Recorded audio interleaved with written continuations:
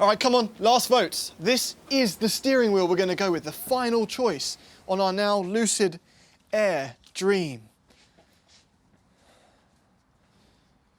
Okay, 4-1. It looks like we're going with something conventional, not something stupid or idiotic. But now it's time for the big one. We're not alone in the EV world, okay? There's a number that everyone's going to be talking about. You know it. Horsepower. We need to pick a number that's going to accurately reflect our values and our product. We're going to do 4 options: 800, 900, 950, and the big one, 1,000. Cast your votes. Adrian, you first, eh? Big one. It's going to mean a lot.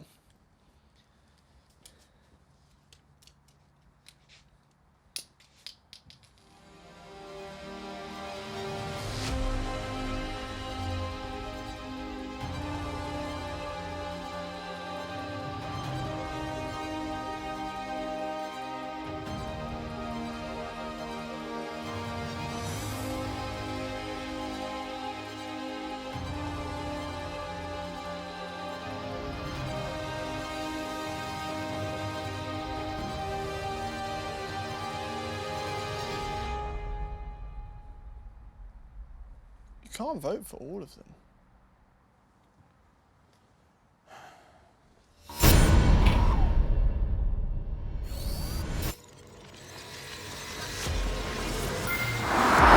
You're watching Throttle House. I'm Thomas. And I'm James. And this is the Lucid Air Dream P. When Thomas says Dream P, he doesn't mean like when you wet your bed when you're 4 years old. He means performance.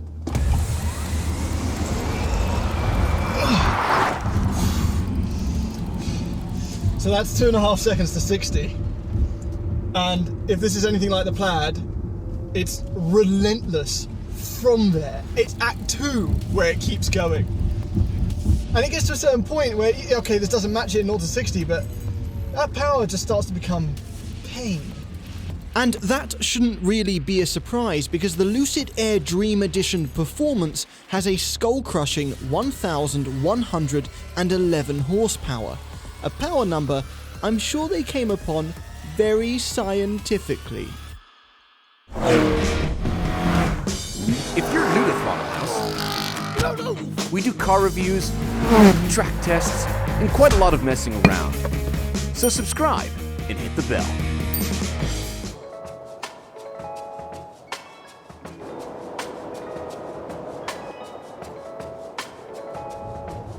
And even though it's 400 pounds heavier than the Plaid, it's still shockingly quick in a straight line. And there's no funky increased artificial sound like a Taycan or the EQS. It's just motor whine, but it sounds pretty cool. It's like a Formula E car. So I'm in sprint mode right now, which is the only mode that uses the full 1111 horsepower. Any other mode only has a maximum of, I think, 784 horsepower. Think of it as like the black and red key for SRT and Dodge. This is red key mode. And that speed is available to you immediately. You know, in a combustion car, there's a torque, it builds. This, you put your foot on the floor, and suddenly this over 5,000 pound machine is flying. And on these canyon roads, that can be a little bit scary. It's pushing me back into my seat, and I'm losing grip on my steering wheel as time goes on because my hands are getting sweatier. And driving it, I'm quite surprised actually, because apart from the fact that I'm granted the beauty of a full 360-degree wheel, there are quite a few similarities between this and the Model S Plaid. For starters, the current CEO used to be one of the top vehicle engineers for the Tesla Model S, and then he buggered off and set about trying to make the Lucid the ultimate road car, one that could make both Model S owners and even Mercedes S-Class owners think twice about their decision. And in fact, that insane horsepower number is kind of just a byproduct of the size of the batteries, which in this car give the Lucid Air Dream Edition performance an incredible 758 kilometers of range, a number that climbs to 836 kilometers if you get the Dream Edition R. And one of the most important ways for an EV to be efficient is to make it cut through the air, to make it slippery. The more it cuts through, the lower its drag coefficient. And as we all know, drag coefficient is measured as 2 times the drag force over the mass density of the fluid times the flow speed squared times the reference area. Obviously. Can't believe I knocked that out in the first take. Anyway, Lucid have managed to make this have a drag coefficient of 0.2, which makes it the car with the lowest drag coefficient ever. I'm sorry. Did I interrupt you? Well, apparently, I'm doing a video of the Lucid, mate. Why don't you stay in your video? I am in my video. You stay in your video. Stay out of my timeline. This is my timeline! Anyway, as you were. Okay, so the Lucid shares the 0.2 club with the EQS, but unlike the EQS, the Lucid has appeal. So sorry. So, while it might not have the appeal of a Ferrari LaFerrari, that has a drag coefficient of 0.3, so this has a better drag coefficient than pretty much all the supercars. But sitting here now, this feels like a luxury car first, despite its crazy straight line speed. And initial reports of this suggested that it was quite loud on the highway, and I actually haven't got that experience at high speeds. What I am experiencing though is a bit of creaking in the rear of the chassis. Maybe it's some panels clicking together, maybe it's a pre-production thing, but it's still not quite good enough in a car that costs $170,000 US. Yeah, have we not mentioned that? That is Taycan Turbo S money. And thankfully, like the Taycan, this starts earlier. The Air Pure, which no, isn't something you plug in to make your washroom smell nicer, starts at just over 100 Canadian or 77,400 US. And you still get the other luxury stuff. Most of it. As with all things like this, and because of how well this drives, I would lean towards whatever, for the money, whatever gets me the most range. Because range becomes the most important thing here, especially while the charging network doesn't match the gas station network. And right now, I'm just driving this, I've switched it to Swift, and the ride, thankfully because it's an EV, the center of gravity is low, so the control is taken care of, so I can just drive it smoothly. And it allows you to do that. The throttle inputs are smooth, coming to a stop, it brakes smoothly. I've put it on creep right now because I don't actually like when it's completely stationary after I let off the brake. I like emulating cars that I'm used to. But over time, I'm converting, and I'm starting to use regenerative braking more and more. But I put it in smooth because this doesn't have air suspension. This has semi-adaptive dampers on coil, and the ride is good. It's soft. It doesn't waft like a Rolls Royce, but it's just smooth. And as a driver, it still leaves me a ton of confidence. So it can do the luxury thing, and absolutely, it can do the straight line stuff as well. But it's also pretty good at stopping. And that's because it has 6 piston brakes in the front, 4 piston brakes in the rear, stainless steel braided lines, a huge gap between the rotor cheeks to dissipate heat, and some clever aerodynamics designed to move temperature away from the brakes, which by the way was done by an ex-Red Bull F1 engineer. And it even comes with the car. It's not a $20,000 optional extra added to the website months after the car was released because people kept crashing them. But that's not an innovation. That's just common sense in a car with over 1,000 horsepower that weighs 5,000 pounds. What is an innovation are the motors, one in the front and one in the back. The motor, differential, and inverter are all together and tiny and weigh just 163 pounds. And they're capable of producing each 670 horsepower. So obviously, they don't weigh very much. So where does the weight come from? Well, batteries, clearly. There's a lot of them.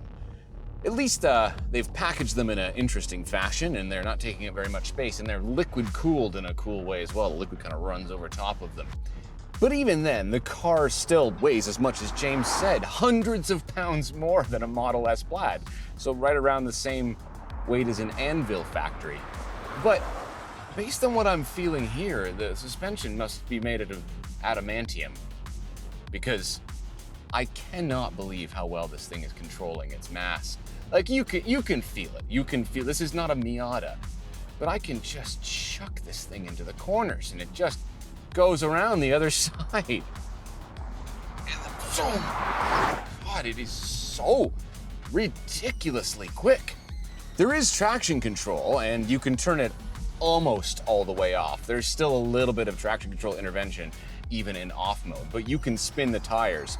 Lucid's released some pretty dope footage of this thing doing 4-wheel drifts, but oh yeah, see, when it's off now, I can feel it spinning its tires.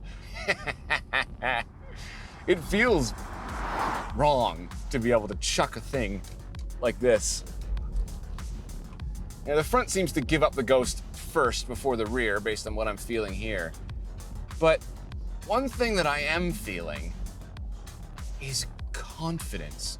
Just so much confidence in the steering and the chassis and the brakes. Brakes are good. Like, I'm dumping this thing. I'm just dumping 5,000 pounds back to slower speeds over and over again, going into these corners, making myself a bit sick if I'm being honest. And it's 100% confidence still on the pedal. No softness. Pedal is firm. It's crisp. It's good. This is the most fun EV I've driven since the first time I drove a Tesla Model 3. Having a good time driving this. You can just use the throttle and there's a little bit of slip coming out of the corner. Yeah. Oh, the performance is truly unbelievable. I have an iron stomach, I'll be honest, I don't get sick. I can race for hours in a car, but this car's starting to make me sick because it's just generating so much fore and aft G-forces on the brakes and the throttle that I'm starting to feel a little woozy.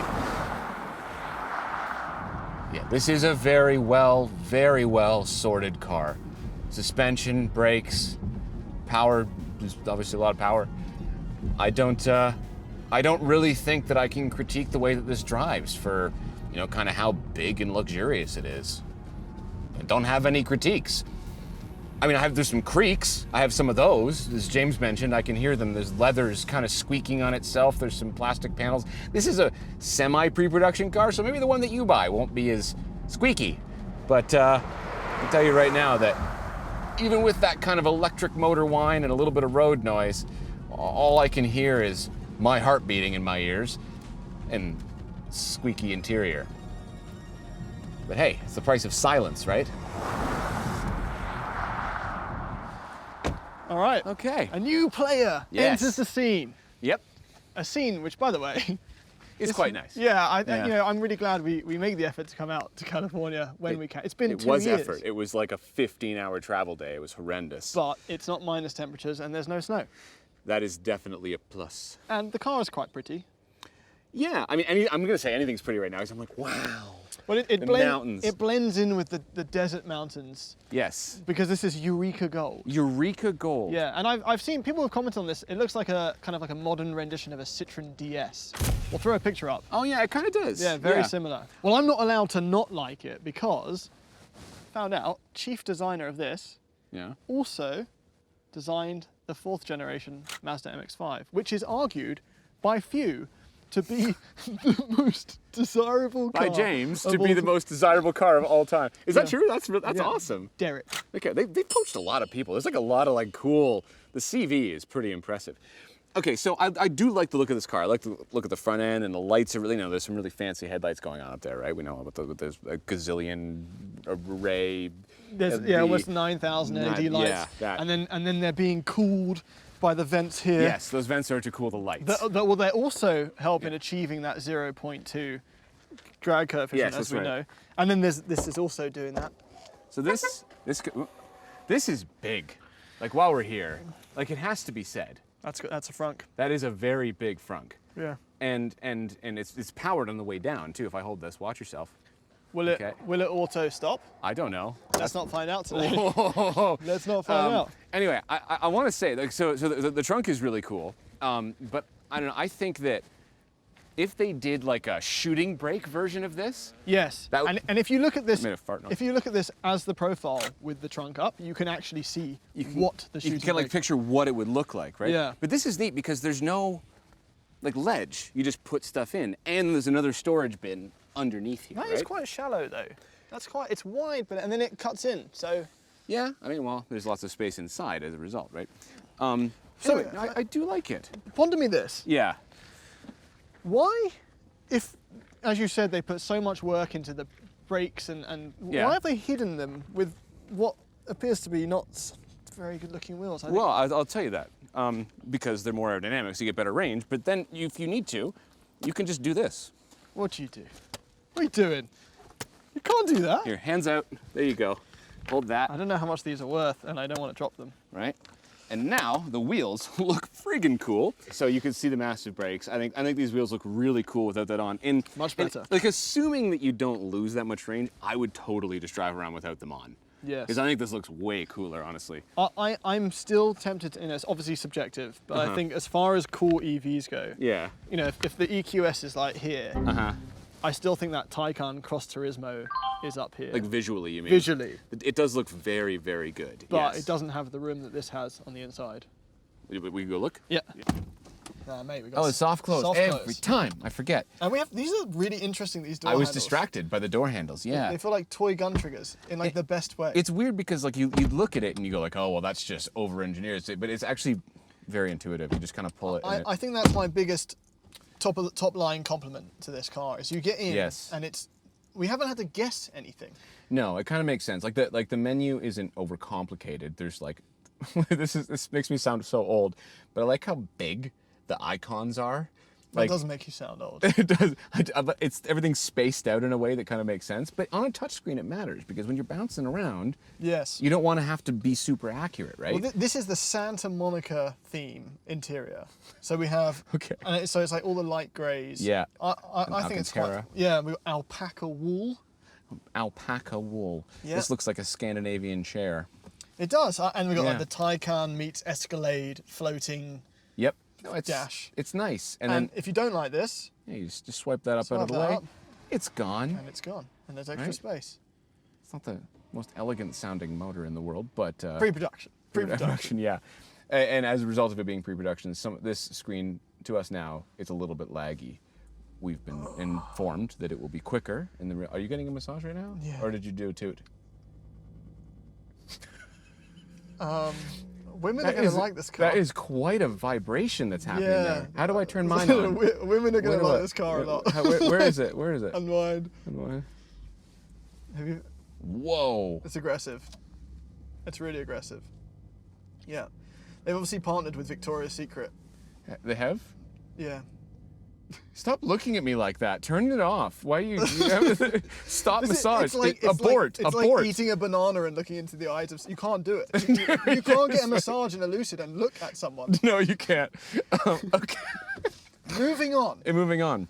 Speaking of California. Yeah. California, I feel like gets a bad rap as being a pretentious, better than everyone state. Yeah, and that certainly hasn't happened here in No, no way definitely because not. they definitely added Apple Yes. CarPlay So- and didn't just shoehorn you into their Lucid has followed tech. suit with Tesla Yeah. and I think Rivian, At this point anyway. where you don't get CarPlay or Android Auto. Maybe available later on. We don't know yet for sure, but CarPlay and Android Auto is like the best thing to happen to modern car it's interiors, so easy. and they just haven't done it Yeah. because I don't know. Anyway, thankfully, were you to use the in-car deck, it's quite intuitive and it's quite easy to use. It is, as I search. One thing I do like is that, what are you doing? I'm trying to find a way to move. You click this, okay? You click the car icon, and then you click the steering wheel icon, and then you can adjust. That is 2 Right. clicks, I will say, but it is there and it is adjustable. In, out. This shake it- is the shake it all same about. as a Tesla, kind of, really. Yeah, and what's nice, well, actually, there's a bit of Porsche going on here because they have blocked certain things Yeah, I know, I saw with that. the steering wheel. Yeah. I don't think you can get away with that unless these lines absolutely follow the curvature. But that of would the never wheel. happen because people have different driving positions, so they're kind of stuck with it no matter what, right? Yeah. Dashboard is cool, nice and clean and simple. I like the Air logo on the side, that's neat.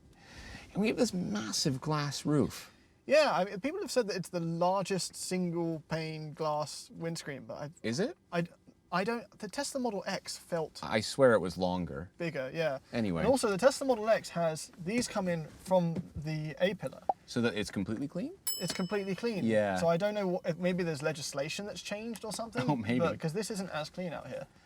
This looks like an iPad. These float cover. weirdly. Yeah. So the back seats, have to say, they are big. They are big, big, big. Worlds away from a Taycan. Oh, yeah. Yeah. In terms of headroom, there's not a ton of headroom back there, but it's good. You could be over 6 feet and still sit. And it's got that glass roof. Yeah, it is very nice. And like the glass roof is nice because you have this like big pillar of Alcantara in the middle. It looks very classy. And they're nicely tinted as well. Like, Yeah. because people are concerned about that in the Model 3s and the Teslas. That Yes. it's just going to be sun all the time. It's Yeah. UV, yeah. I'd like to see a Magic Sky type of thing like at some point, right? That Mercedes kind of has the Magic Sky down where you but press don't forget that's in a very small piece of glass compared to this, right? It'd be very difficult to do that type of Fair technology. enough. So So the Magic Sky, if you're there's not the aware, future. There if you you're go. not aware of Magic Sky, Mercedes has a thing where you press a button and literally the glass goes dark. That's cool. Kind of like in the fancy new aeroplanes. Oh yeah, that's true. But what else is going on here? We've got these buttons, which look like they would be capacitive touch, but there's a click. An actual click. Oh, an actual physical An thing. actual Speaking of actual physical buttons, this is nice, right? We've got like just the three things that you need: the fan, the temperature, and the volume are just physical.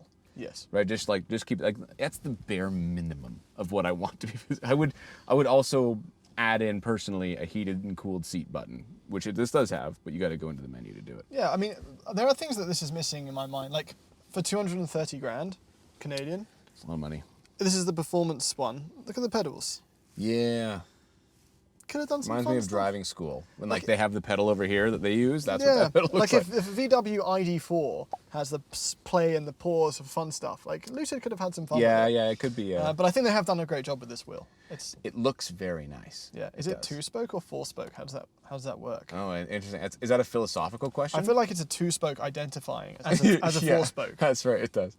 No, I like it. Listen, there's not a whole lot more I need to talk about this interior. I think it's intuitive. I think it's simple enough, nice. It's easy to figure out, do on Apple CarPlay. But what I kind of want to do is can we zoom out and kind of see how this fits in? Because it's expensive. Yeah, well, that's Right? what they've done. They've zoomed out, right? Because this is California proud, Santa Monica. We've got the California Bear on here. Proudly made in Arizona. In Arizona. All right, let's talk about it. Okay. Every Tesla enters the world with a trust fund in the form of the supercharger network. It's an added advantage, one that requires the alternative EVs to be scrappier, hungrier, more innovative. Not just as good as, but better. Thankfully, the Lucid Air appears to rise to that challenge. Is this the perfect EV sedan? No, but it might be the closest we've seen yet. That said, it should be, because for the average buyer, it's still prohibitively expensive, even in base form. However, if the technologies and innovations made here are able to trickle down to lower-priced models in the future, you might just be looking at the brand that can give Tesla a proper run. Thanks for watching.